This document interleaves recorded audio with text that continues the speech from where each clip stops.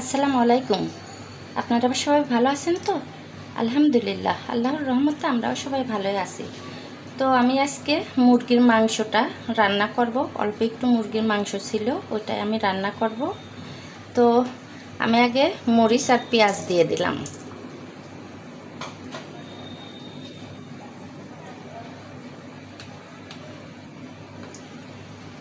একটু আদা আর রসুন বাটা দিলাম।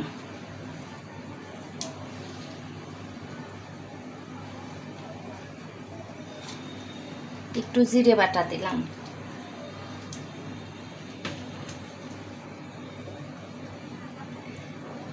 এখানে হলুদ আছে, মরিচের গুঁড়ি, ধনিয়া গুঁড়ি, একটু লবণ দিলাম।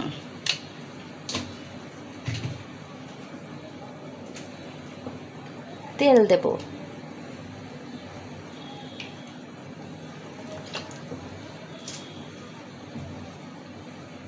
এটা আমি ভালো করে মাখিয়ে নেব।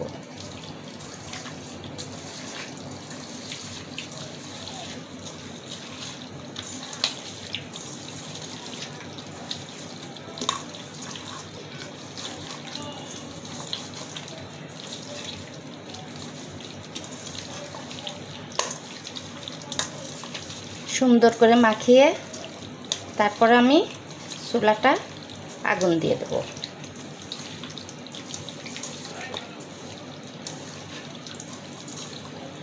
মাখানে মাংসটার স্বাদটা পাওয়া যায় আলাদা, আর মশলা কষিয়ে রান্না করার স্বাদটা লাগে আলাদা। তো এখন আমি চুলাটা ধরিয়ে দেব। তো আমি চুলাটাতে আগুন দিয়ে দিচ্ছি, আর আমি এখন তেজপাতা, গরম মশলা কিন্তু দিই নাই এখনো, ওইটা একটু পরে থেতো করে দিয়ে দেব।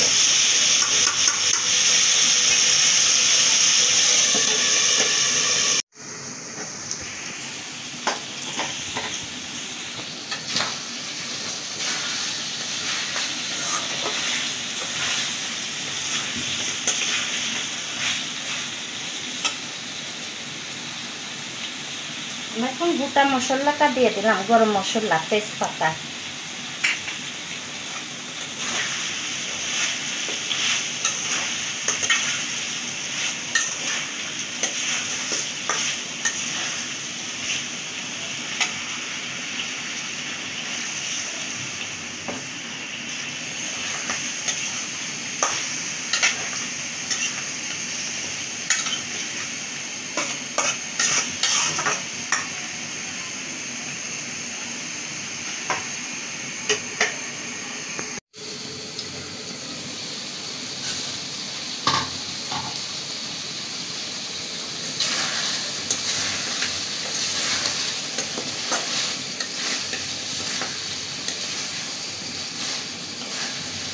মাংসটা কষানো হয়ে গেছে। আমি এখন সামান্য একটু পানি দিয়ে দেবো, ঝোলের পানি।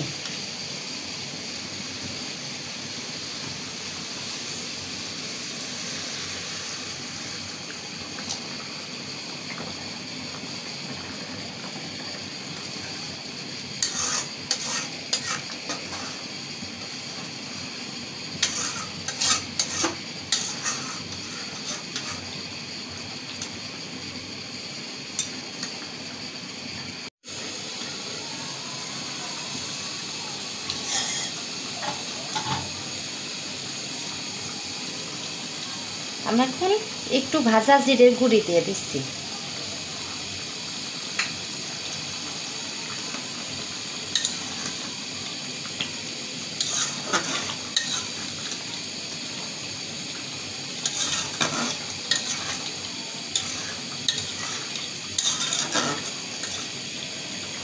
তরকারি আমার হয়ে গেছে, আমি এখন ঢেলে দেখাই।